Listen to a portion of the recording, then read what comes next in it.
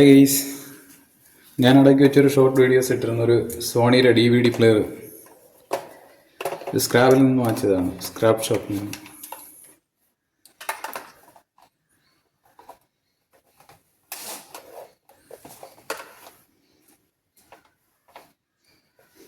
ഞാൻ നേരത്തെ പറഞ്ഞിരുന്നത് എൻ്റെ മൈക്രോ സ്വിച്ച് കംപ്ലൈൻറ്റ്, ഇതിലൊക്കെ മറ്റെന്തെങ്കിലും കംപ്ലൈൻറ്റ് ഉണ്ടോയെന്ന് എന്നെ തുറന്ന് നോക്കിയാലേ അറിയാൻ പറ്റുള്ളൂ. ഇന്ന് അത് തുറന്ന് നോക്കാനുള്ള പരിപാടിയാണ്.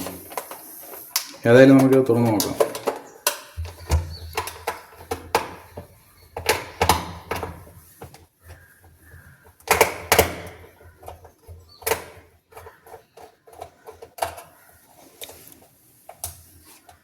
എൻ്റെ സ്ക്രൂകളെല്ലാം അഴിച്ചതിന് ശേഷം വീഡിയോയിലേക്ക് തിരിച്ചു വരാം. DVD പ്ലെയറിൻ്റെ സ്ക്രൂ എല്ലാം അഴിച്ചായിരുന്നു. ഓപ്പൺ ചെയ്യാം.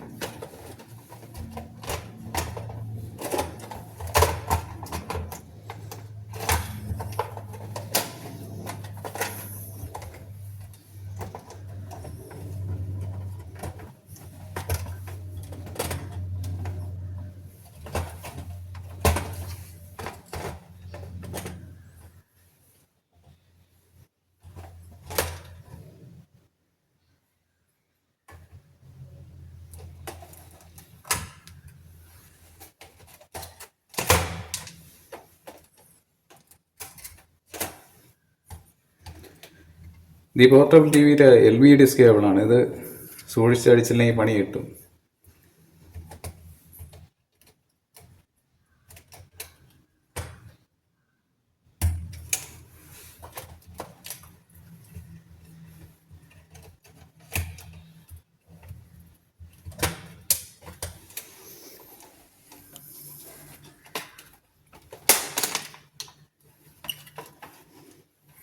TV സ്ക്രീൻ ഇനി അതായാലും അങ്ങോട്ട് മാറ്റി വയ്ക്കുക.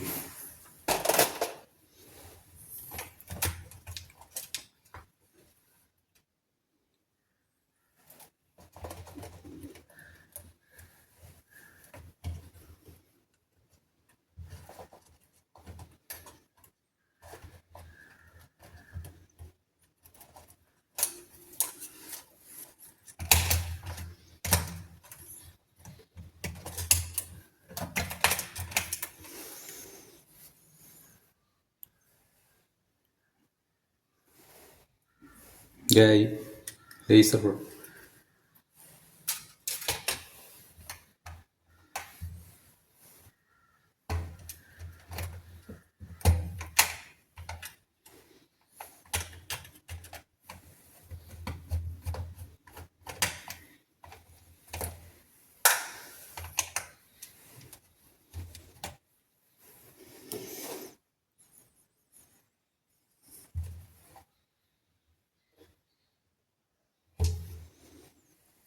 പവർ സ്വിച്ച്, DC ജാക്ക് എല്ലാം അടങ്ങിയ PCB.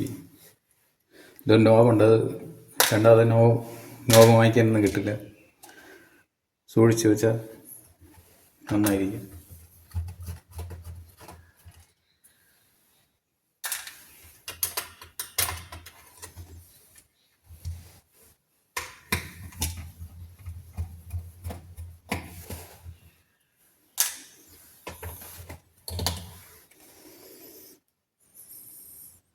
മദർ ബോർഡ്, TVക്കും CD വിത്ത് DVD പ്ലെയറിനും എല്ലാത്തിനും കൂടെ ചേർത്തുകൊണ്ടുള്ള ഒറ്റ ബോർഡാണ് മദർ ബോർഡ്.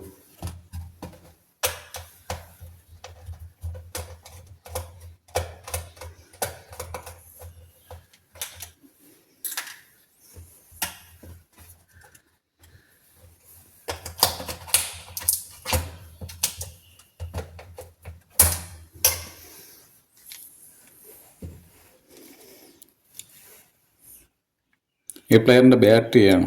ബാറ്ററി ഇത്തിരി ബഡ്ജ് ചെയ്ത് നിൽപ്പുണ്ട്. എയർ കയറി പൗച്ചിനകത്ത് എയർ സ്റ്റോക്കായി നിൽക്കുകയാണ്. എൻ്റെ വോൾട്ടെന്ന് പറയുമ്പം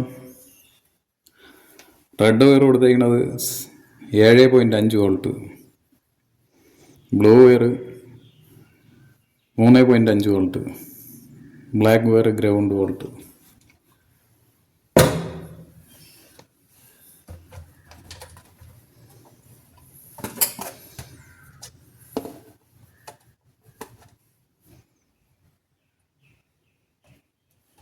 ബാക്ക് ക്യാബ് മാറ്റി വയ്ക്കാം.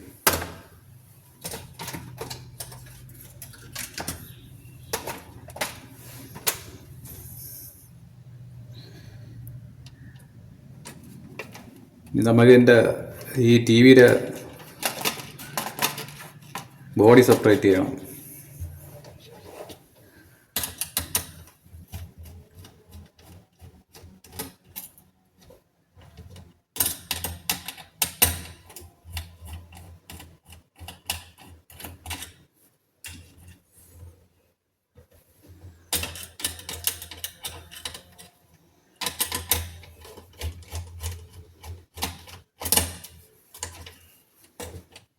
സ്ക്രൂകളെല്ലാം മറ്റേ വേറെ സ്ക്രൂ ഇതിൽ സൂട്ടാവില്ല. ഇതിൻ്റെ സ്ക്രൂ തന്നെ ഇതിൽ സൂക്ഷിച്ച് വെച്ച് ഉപയോഗിക്കണം.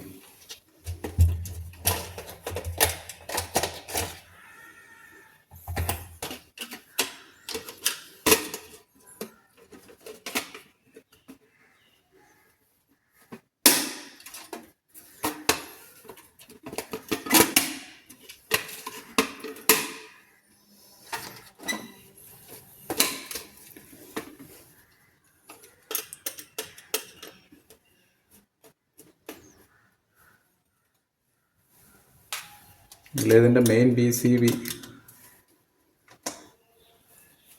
ഇളക്കണം. അതിൽ മൈക്രോ സ്വിച്ച് കംപ്ലൈൻറ്റ് ഉണ്ടായിരുന്നു. നേരത്തെ നോക്കിയപ്പോഴത്തന്നെ കഴിഞ്ഞ ഷോർട്ട് വീഡിയോസിന് വേണ്ടി നോക്കിയപ്പോഴത്തന്നെ അതിൽ മൈക്രോ സ്വിച്ച് കംപ്ലൈൻറ്റ്, അത് വർക്കല്ല. അങ്ങനെ ചെറിയ ഒരു പ്രശ്നം ഞാൻ ആ വീഡിയോയിൽ പറഞ്ഞിരുന്നു. ഏതായാലും അതും കൂടെ നമ്മൾ കഴിച്ച് നോക്കാം.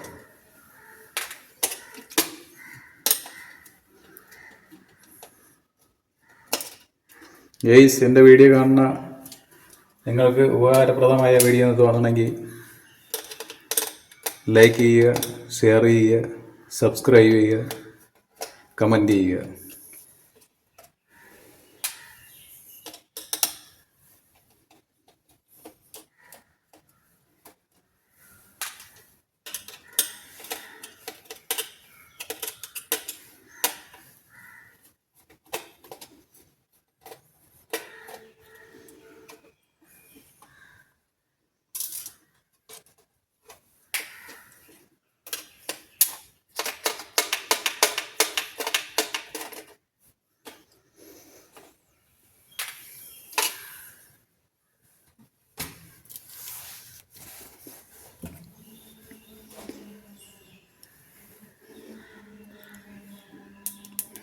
ഞാൻ കഴിഞ്ഞ വീഡിയോയിൽ പറഞ്ഞത് എൻ്റെ മൈക്രോ സ്വിച്ച് ഒരു കംപ്ലൈൻ്റ് ഉണ്ടെന്ന്. ഈ സ്വിച്ച് മൈക്രോ സ്വിച്ച് കംപ്ലൈൻ്റ് ആണ്, ഈ ഒരു സ്വിച്ച്. ഈ സ്വിച്ചിൻ്റെ തിക്നെസ് ശകലം കുറവാണ്, അതായത് ഹൈറ്റ് കുറവാണ്, കുറഞ്ഞ സ്വിച്ചാണ്. നമുക്കിവിടെ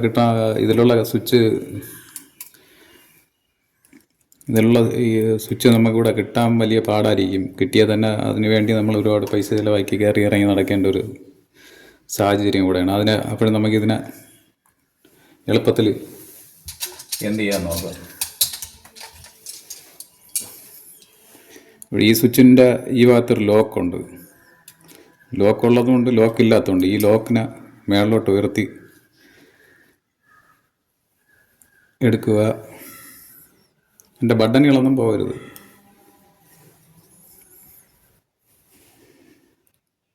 ഇതേപോലെ 3 പീസായിട്ടാണ് ഇത് സ്വിച്ച് ക്രമീകരിച്ചേക്കണം.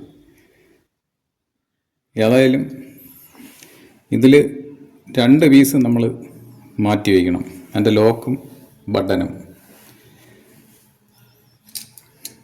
ഇതാണ് ആ സ്വിച്ചിൻ്റെ മൈക്രോ സ്വിച്ചിൻ്റെ ടച്ച് പ്ലേറ്റ്. ഇത് കംപ്ലൈൻ്റ് ആവുന്നതുകൊണ്ടാണ് ആ സ്വിച്ച് വർക്കാവാത്തത്. അപ്പോൾ ഇതിന് ഉപയോഗിക്കാൻ പറ്റില്ല.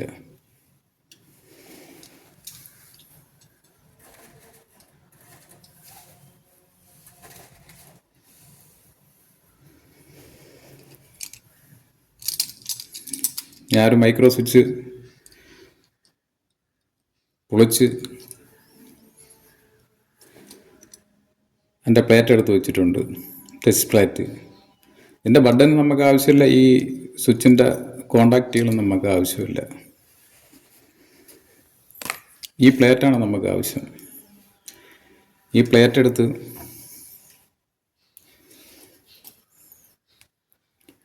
ഈ കംപ്ലൈൻ്റ് ആയ അതിൻ്റെ കോണ്ടാക്ട് സ്ലോട്ട് ബഡ്ജ് ചെയ്ത് നിൽക്കുന്ന ഭാഗം ടോപ്പിലാക്കി എൻ്റെ പഴയതുപോലെ തന്നെ അതിൽ എങ്ങനെ ആ ബട്ടൺ ക്രമീകരിച്ചിരുന്ന ആ ബട്ടണെല്ലാം ഇട്ട് ലോക്ക് ശ്രദ്ധിച്ച്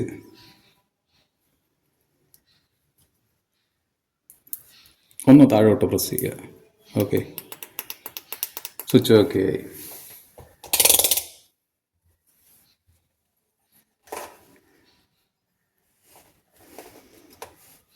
സ്വിച്ചിൻ്റെ 2 പിന്ന് ഗ്രൗണ്ടിലായിരിക്കും, നെഗറ്റീവായിരിക്കും. അതിൽ കണ്ടിന്യൂറ്റി കാണില്ല. കണ്ടിന്യൂറ്റി കാണും,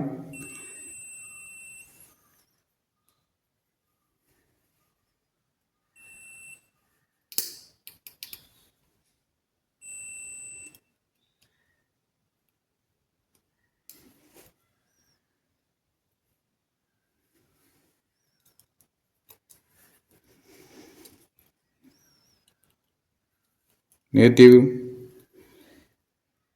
എതിർ പിന്നുമായിട്ട്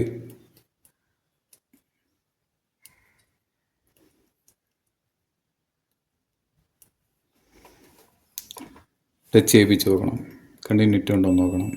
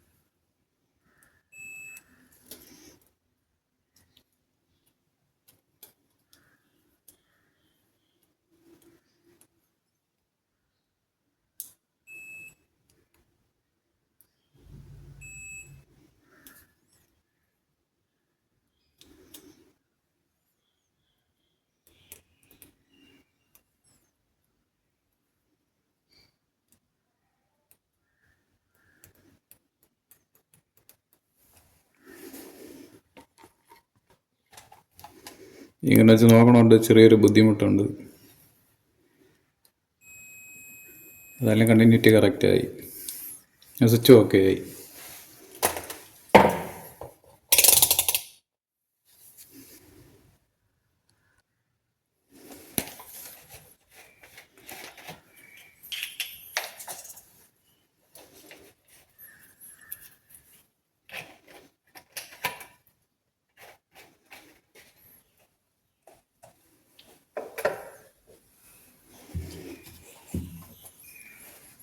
ഏതായാലും ഈ ബോർഡൊന്ന് ക്ലീൻ ചെയ്യണം. ഞാൻ ടിന്നറാണ് യൂസ് ചെയ്യുന്നത്. ഹാർഡ്വെയറിൽ നിന്ന് വാങ്ങിക്കുന്ന ടിന്നറല്ല, ഓട്ടോമൊബൈൽസ് പെയിൻറ്റ് ഷോപ്പിലൊക്കെ പെയിൻറ്റ് കൊടുക്കുന്ന കടയിൽ ചോദിച്ചാൽ നല്ല NC ടിന്നർ കിട്ടും. വേറെ ക്ലീനറുകൾ ഉപയോഗിക്കാം, പക്ഷേ ഇതാണ് ബെറ്റർ. നല്ല എളുപ്പം വേപ്പറൈസ് ചെയ്ത് പോകും.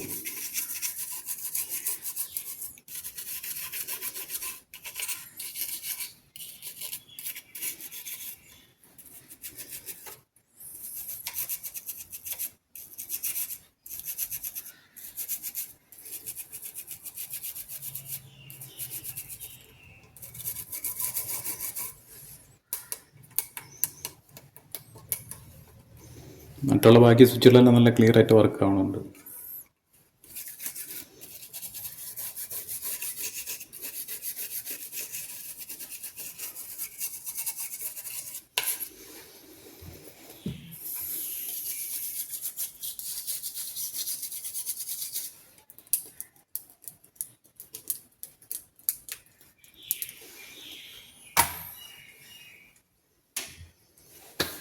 ഇനി നമുക്ക് ഏതായാലും ഇതിനെ ഒന്ന് കണക്ഷൻ കൊടുത്ത് നോക്കാം.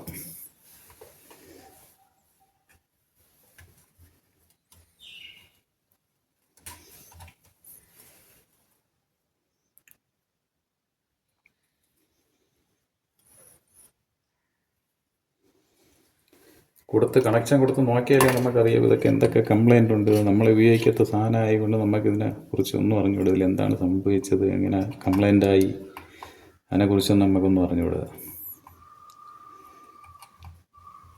പിന്നെ ഇത് കൊടുത്ത് നോക്കിയാലേ അറിയാൻ പറ്റുള്ളൂ. കംപ്ലൈൻറ്റ് ഇതെല്ലാത്തിനും കൂടെ ചേർത്തുകൊണ്ടുള്ള ഒരു DVD, TV എല്ലാത്തിനും കൂടെ ചേർത്തുകൊണ്ടുള്ള ഒരു IC ആണ്. ഈ IC കംപ്ലൈൻ്റ് ആയാൽ മാറുന്ന റിസ്ക്കാണ്. മദർ ബോർഡ് മാറ്റി വയ്ക്കണം എന്ന് പറയുമ്പോൾ അത് ഒരുപാട് പൈസയാവും. അപ്പോൾ താല്പര്യമുള്ളവർക്ക് മാറിയെടുക്കുക. ഇത് ഏതെങ്കിലും നമ്മൾ സാധാ ചുമ്മാ മാറാൻ നിൽക്കേണ്ട ഏതെങ്കിലും പ്രൊഫഷണലായിട്ടുള്ളൊരു മൊബൈൽ ഷോപ്പിൽ ഇതിൻ്റെ മൈക്രോ ചിപ്പ് വെച്ച് അവരെല്ലാം കൊടുത്തു കഴിഞ്ഞാൽ അവരാ നല്ല മൈക്രോസ്കോപ്പൊക്കെ ഉണ്ടെങ്കിൽ അത് ഇളക്കി മാറാൻ പറ്റുള്ളൂ. അവരത് കറക്റ്റായി സോൾവ് ചെയ്ത് തരും.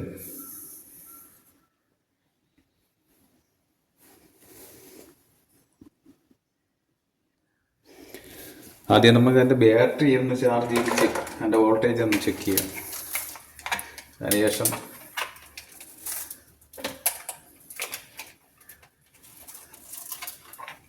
മറ്റുള്ള കാര്യങ്ങളിലോട്ട് പോകും.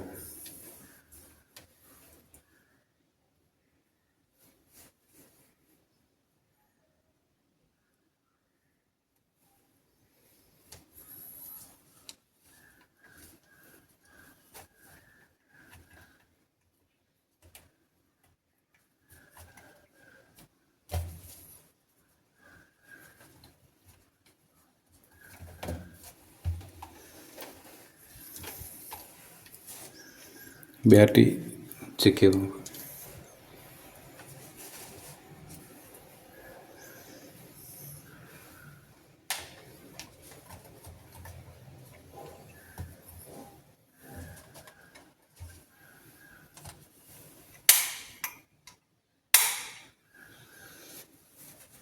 ഏതായാലും 2 മിനിറ്റ് അതൊന്ന് ചാർജ് കയറിയിട്ട് ഏതായാലും 2 മിനിറ്റായി. നമുക്കിതിൻ്റെ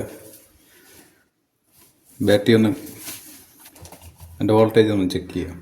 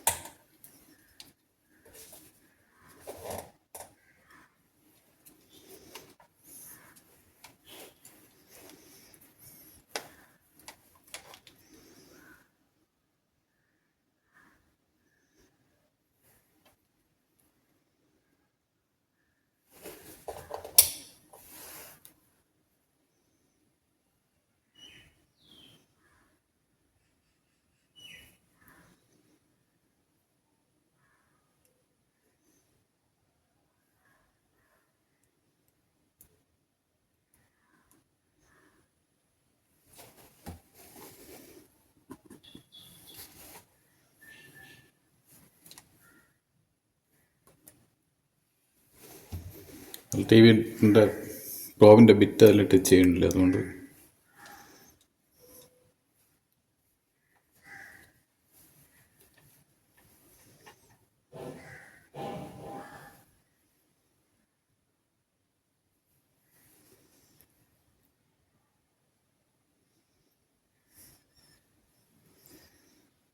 DC 4 വോൾട്ട്,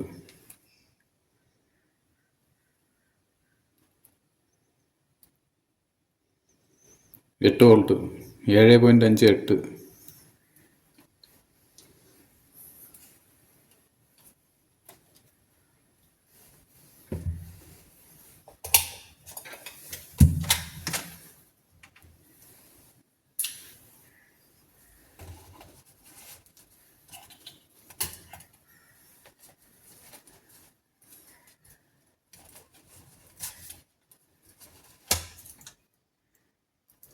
കേബിളൊക്കെ ഇപ്പോൾ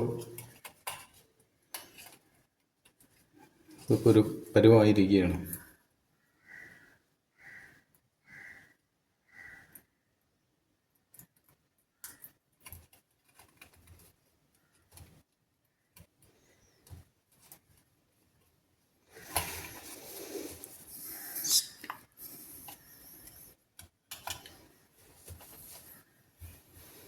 അടുത്ത് ബാറ്ററി കൊടുക്കണം. ബാറ്ററിയും കൂടെ ഉണ്ടെങ്കിൽ ഇതിന് കറക്റ്റാണ് വർക്കാവുള്ളൂ, ബാക്കപ്പ് കിട്ടുള്ളൂ, ഇല്ലേ അത് പ്രശ്നമാവും.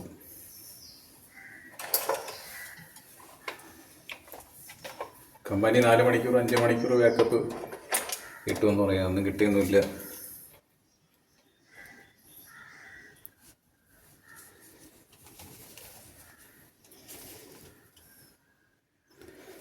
നമുക്ക് ഏതായാലും ഒന്ന് ഓൺ ചെയ്ത് നോക്കാം. ഓൺ ചെയ്താൽ അറിയാവും എന്തൊക്കെ വിഷയങ്ങളുണ്ട്, അതനുസരിച്ച് അങ്ങോട്ട് പോകാൻ പറ്റും, മുമ്പോട്ടുള്ള കംപ്ലൈൻറ്റ് നോക്കാൻ പറ്റുള്ളൂ. സ്ക്രീൻ ഓൺ ആയിട്ടുണ്ട്, നിങ്ങൾക്ക് നോക്കിയാൽ കാണാൻ പറ്റും, എല്ലാവർക്കും കാണാൻ പറ്റും സോണി. പക്ഷേ ഇതിൻ്റെ LCD സ്ക്രീനിനകത്ത് എൻ്റെ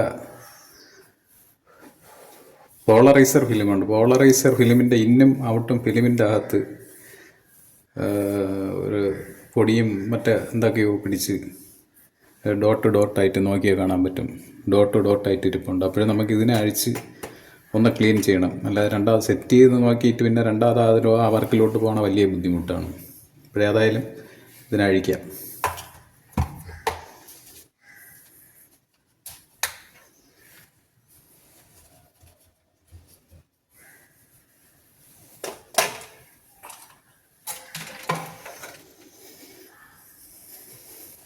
മദർ ബോർഡും ബാറ്ററിയെല്ലാം മാറ്റി വയ്ക്കാം.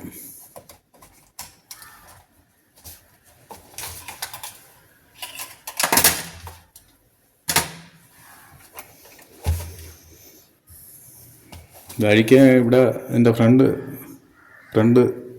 പാനലിൽ സ്ക്രൂ വരും. അപ്പോഴേ ഇവിടെ ശ്രദ്ധിച്ച് നോക്കിയാൽ പറ്റും, അത് ലേഡീസ് പിൻ കൊണ്ട് പതുക്കെ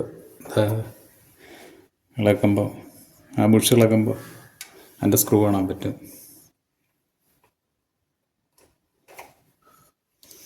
ഒട്ട് സൂചിയോ ലേഡീസ് പിന്നെ ഏതെങ്കിലും കൊണ്ട് ഈസിയായിട്ട് ഇളക്കിയെടുക്കാം.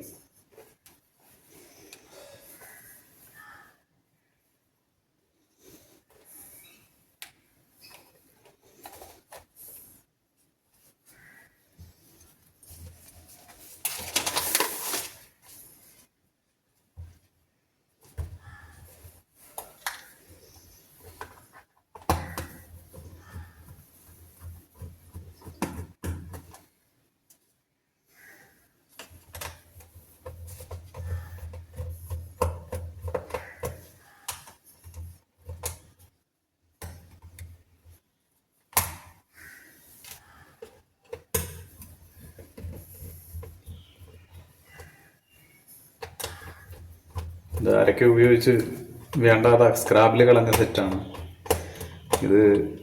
ലോക്ക് എന്തെങ്കിലും പാസ്വേഡ് ലോക്കും എല്ലാം കൊടുത്തിട്ടുണ്ടെങ്കിൽ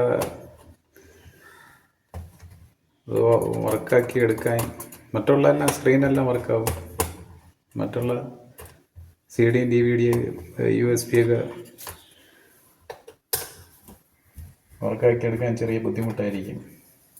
അല്ല അതുമല്ല ഇതിൻ്റെ റിമോട്ട് എൻ്റെ കയ്യിൽ കിട്ടിയിട്ടില്ല. ഏതായാലും ഈ വർക്ക് ഈ ഒരു വീഡിയോ കൊണ്ട് തീരും എന്നെനിക്ക് തോന്നുന്നില്ല. സെക്കൻഡ് പാർട്ട് ഒന്ന് ചെയ്താലേ ഇത് തീരുള്ളൂ. കാര്യം ഇതൊരു കണ്ടാൽ നിസ്സാരമാണെങ്കിൽ ഒരു TV-യും ഒരു DVD പ്ലെയറുമാണ്. ഒരു TV എന്ന് പറയുമ്പോൾ നിങ്ങൾ വിചാരിക്കും ഇത് ചെറുതല്ലേ എന്ന്. ഈ TV-യുടെ ഫുൾ പ്രവർത്തനം തന്നെ ഒരു വലിയ TV-യിൽ. പിന്നെ അതിൽ സോഫ്റ്റ്വെയർ ആൻഡ്രോയിഡ് സ്മാർട്ട് ഇങ്ങനെയൊക്കെ മാറി വരുമ്പോഴുള്ള വ്യത്യാസങ്ങൾ മാത്രമേ ഉള്ളൂ. ബാക്കിയെല്ലാം വർക്കിംഗ് എല്ലാം കാര്യങ്ങളെല്ലാം ഏകദേശം ഒരേപോലെ തന്നെ. ഇതിൻ്റെ LVDS കേബിളൊക്കെ രണ്ടാമത് കിട്ടാൻ പാടായിരിക്കും. അത്രയും നമ്മൾ കെയർ ചെയ്ത് വർക്ക് ചെയ്യണം.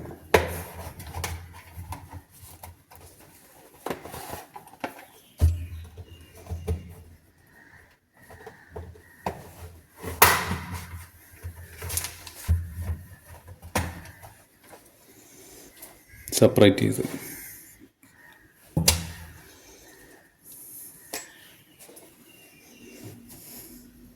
ഇത് വലിയ TV-യിലുള്ളതല്ല, അതിൻ്റെ സ്കെയിലർ ബോർഡ്. ഇതാണ് ഈ സ്ക്രീനാണ് നമുക്ക് അടിച്ചെടുത്ത് ചെക്ക് ചെയ്യാനുള്ളത്. നമ്മൾ ഇതിൻ്റെ കേബിളൊക്കെ വളരെ ശ്രദ്ധിച്ച് ഇളക്കി വിട്ടില്ലെങ്കിൽ നമുക്ക് പണിയാവും. ഇത് LED back light.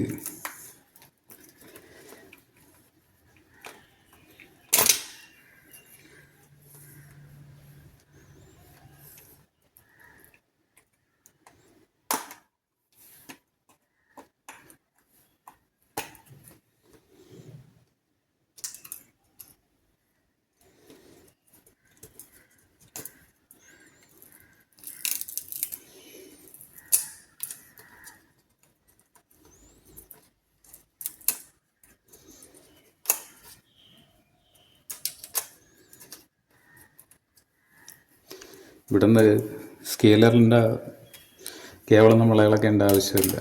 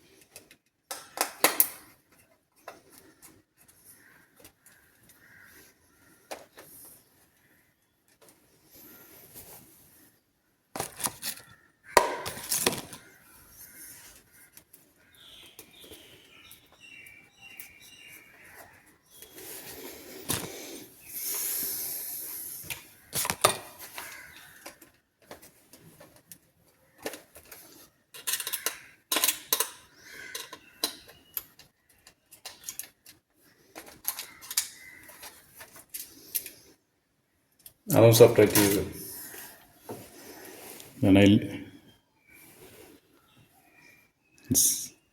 LCD screen. ഇത് നമുക്ക് ഇനി അഴിക്കണം.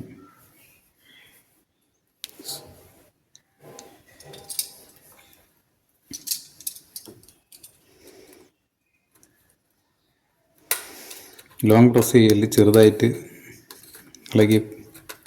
ലോക്കുണ്ട്, ലോക്ക് ചെറുതായിട്ട് ഇളക്കി വിടണം. 4 സൈഡ് ലോക്കുണ്ട്.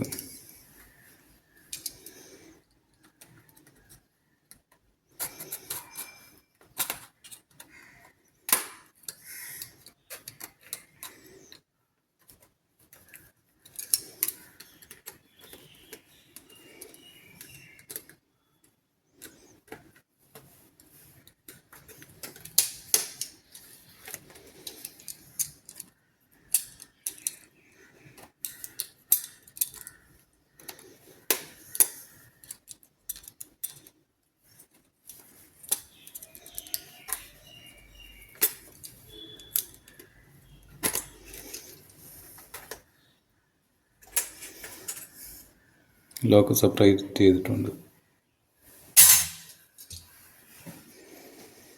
തന്നെ നോക്കിയാൽ കാണാം മൊത്തം ഡസ്റ്റ് പിടിച്ച് ഒരു പരുവായിരിക്കുകയാണ്. അത് ക്ലീൻ ചെയ്യാം.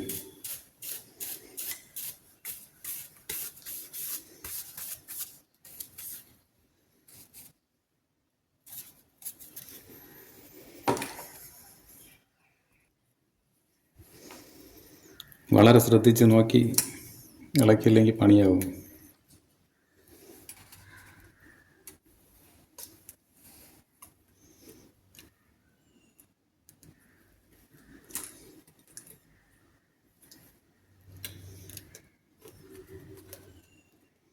എല്ലാത്തിലും ഡസ്റ്റുണ്ട്.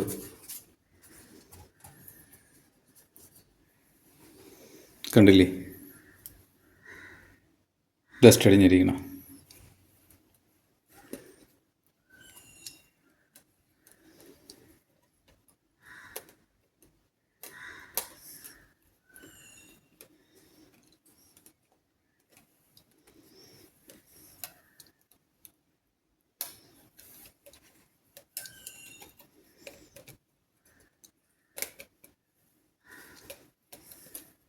ഏതായാലും ഫുള്ള് അഴിക്കാൻ നിൽക്കണ്ട. ഇത് എൻ്റെ LED എന്തെങ്കിലും ഡാമേജ് ആയി കഴിഞ്ഞാൽ പണിയാവും.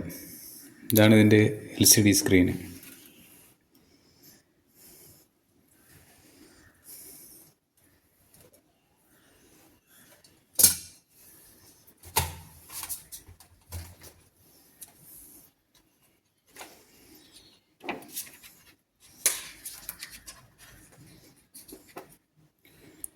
ഇതിൻ്റെ ഡിഫ്യൂസർ ഫിലിമാണ്. ഡിഫ്യൂസർ ഫിലിം എല്ലാത്തിലും ടെസ്റ്റുണ്ട്. അത് ഓരോന്നോരോന്നായിട്ട് ക്ലീൻ ചെയ്യണം. ഇതിൽ ഉപയോഗിച്ചിരിക്കുന്നത് എഡ്ജ് LED ആണ്. എഡ്ജ് LED ഉപയോഗിക്കുന്ന സെറ്റുകളിലാണ് ടി വിയിൽ ഇങ്ങനെ ഒരു റിഫ്ലക്റ്റിംഗ് ഷീറ്റ് വരുന്നത്. ഏതെങ്കിലും ഒരു സൈഡിൽ LED പ്രകാശം പ്രൊജക്റ്റ് ചെയ്ത് കഴിഞ്ഞാൽ മൊത്തത്തിൽ ഇത് റിഫ്ലക്റ്റ് ചെയ്ത് പ്രതിഫലിപ്പിക്കും.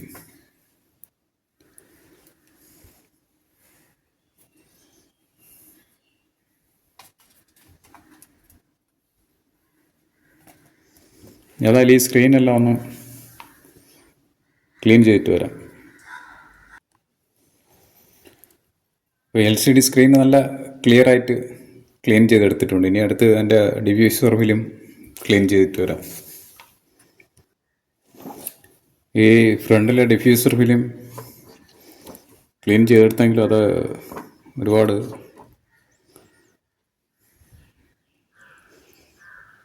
ഡോട്ടായിട്ട് അത് പ്രൊജക്റ്റ് സ്ക്രീന്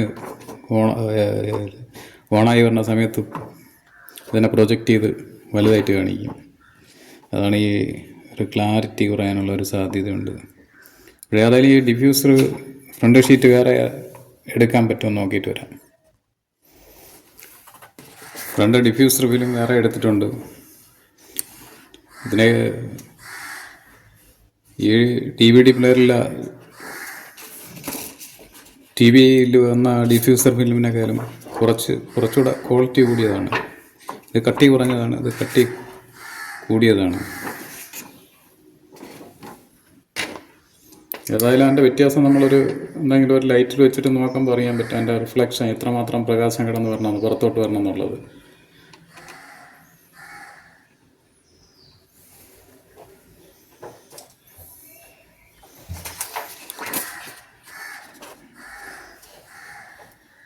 ഈ ഫിലിമിനെ ഇനി കട്ട് ചെയ്തെടുക്കുക. ഇതിൻ്റെ കറക്റ്റ് ആംഗിളെല്ലാം കറക്റ്റ് ചെയ്ത് അതിൻ്റേതായ രീതിയിൽ കട്ട് ചെയ്തെടുക്കണം. കട്ട് ചെയ്തിട്ട് വരാം.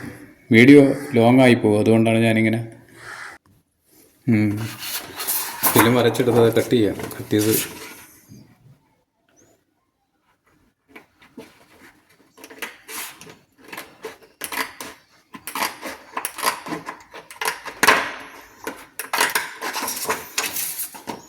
കമ്പനിയിൽ അവർ ലേസർ കട്ടർ വെച്ച് കട്ട് ചെയ്യണത് കൊണ്ടാണ് ഇത്രയും ക്ലിയർ ആയിട്ട് കട്ട് ചെയ്തെടുക്കാൻ പറ്റണം.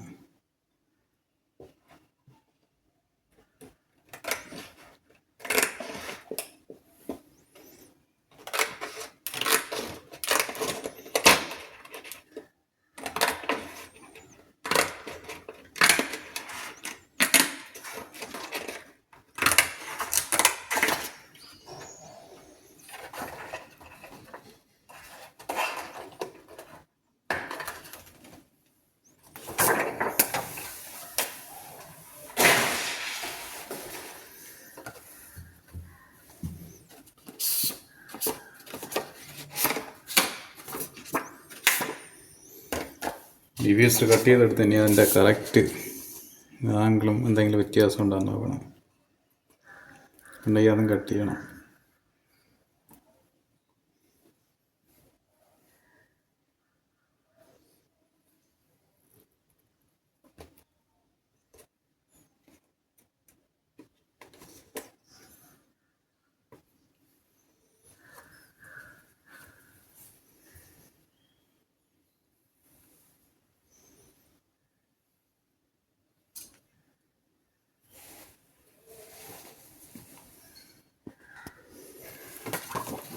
ഡിഫ്യൂസർ ഫിലിം കറക്റ്റായി കട്ട് ചെയ്തെടുത്തിട്ടുണ്ട്. എന്നാലും കമ്പനി കട്ട് ചെയ്ത് വരുമ്പോൾ അത്രയും ക്ലിയർ കിട്ടില്ല. നമ്മൾ ഹാൻഡ് കട്ട് കൊണ്ട് കട്ട് ചെയ്യണതുകൊണ്ട് അത്രയും